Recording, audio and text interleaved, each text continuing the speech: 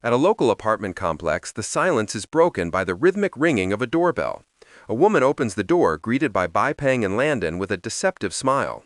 Bai Peng claims they are recruiting for a new security firm, but quickly shifts the topic to the area's public safety. He rattles off a list of common troubles like protection fees and theft, watching the woman's reaction closely. Finally, his expression intensifies as he drops the facade and asks the only question that matters: has anyone gone missing? The woman's face drips with cold sweat as panic instantly sets in. She vehemently denies knowing anything, shouting that everything is fine before slamming the door violently in their faces. Bai Peng and Landon are left standing in the hallway, staring at the closed door in awkward silence. The rest of the investigation hits a stone wall, with locals actively avoiding eye contact or abruptly changing the subject whenever the duo tries to engage them. Even a casual game of chess turns tense the moment Bai Peng drops the word missing, making the atmosphere heavy and oppressive. Taking a break on a stairwell, Bai Peng notes the palpable fear gripping the residents while casually munching on some flatbread. Landon agrees, but finally presses for the truth about what they are actually investigating. Bai Peng's playful demeanor vanishes for a split second as Landon drops the bombshell. He is investigating the Chen family.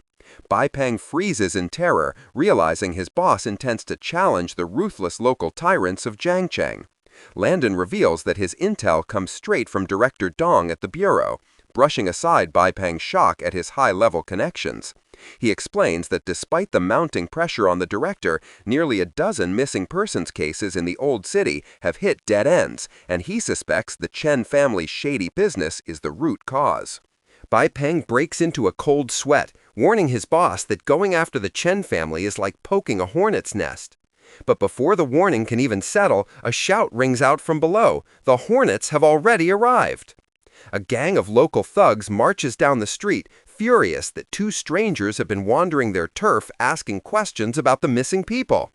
Bai Peng realizes their cover is blown, but instead of panicking, Landon calmly asks if his subordinate has finished his lunch.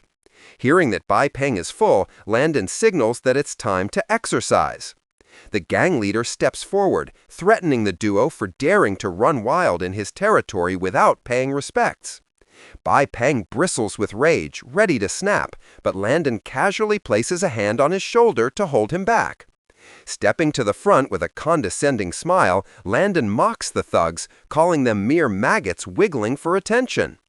The insult hits a nerve, and the gang leader screams for his brothers, the self-proclaimed Old Street 4 Dragons, to attack. A massive thug charges forward, tucking his head down and screaming the name of his ultimate technique, human bowling.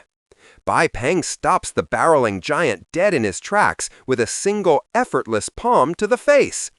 Totally unimpressed, Bai Peng stares down at the sweating thug, genuinely confused that such a lame move actually has a name. Bai Peng drives the massive thug into the pavement with a thunderous crash, mocking the failed attack as a pathetic gutter ball. The gang panics at the display of power, but Brother Scar steps in, ordering his men to handle the others while he claims Landon for himself. His subordinate questions why the boss is choosing the scrawny student, earning a sharp rebuke for his insolence.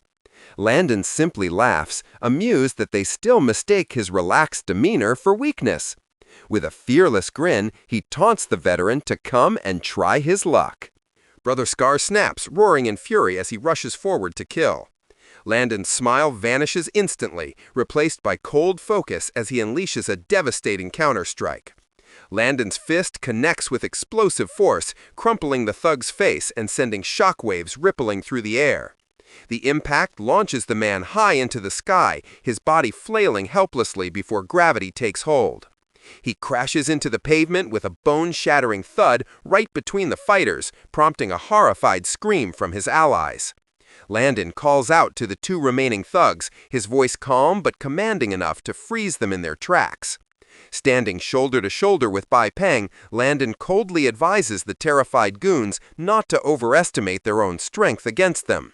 He dismissively orders them to collect their unconscious comrades and get out of his sight immediately. Sweating profusely and realizing they are completely outmatched, the thugs hastily agree and drag the bodies away. As the dust settles, Bai Peng turns to Landon, confused as to why they let the enemy escape when they could have interrogated them for clues. Landon starts walking away, casually asking Bai Peng if he has any experience with fishing. He explains that patience is key. Pulling the rod too early ruins the catch. With a dangerous glint in his red eyes, Landon reveals his true strategy. Sometimes you have to let the fish swim to lead you to the rest of the school.